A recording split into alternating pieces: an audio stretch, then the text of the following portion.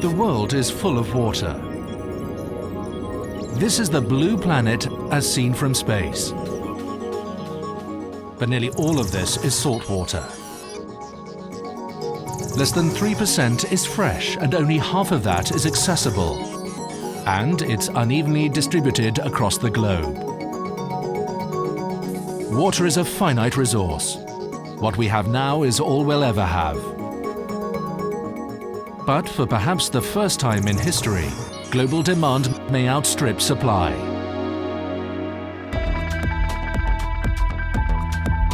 The world's population is around 7 billion people. And by 2050, it may well grow to 9 billion.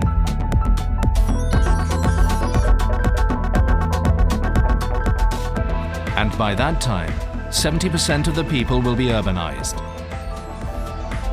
Cities may take less than 1% of the land, but they can take up to 20% of the water. Climate change is bringing more frequent floods and drought, disrupting food production. There are saline risks as sea levels rise. The growth in bioenergy crops puts more pressure on water.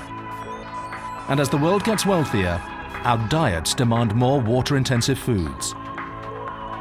By 2030, the gap between freshwater supply and demand could reach 40%.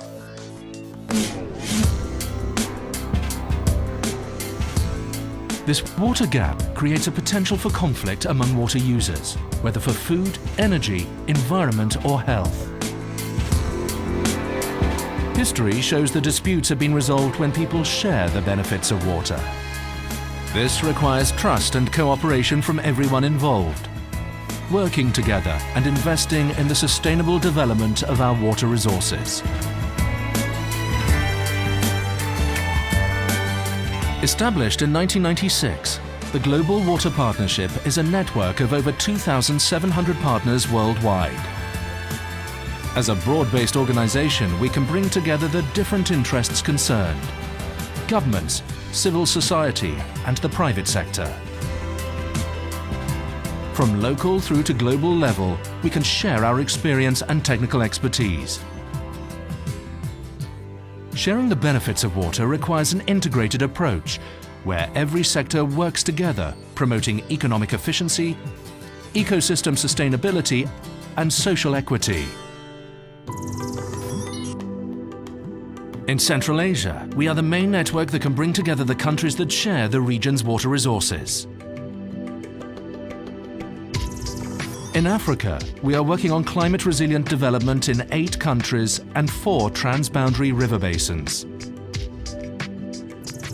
In the Mediterranean, we are promoting dialogue among the people who share the Drin River basin. In Central Europe, we are supporting improvements in the management and development of the Danube River basin, shared by 19 countries. In Latin America, we are encouraging the creation of water governance frameworks at many different levels. And in China, we are working with water users associations to influence policies on rural development and water saving. These are just a few examples of how we are working through our partnerships in 13 regions and over 160 countries around the world.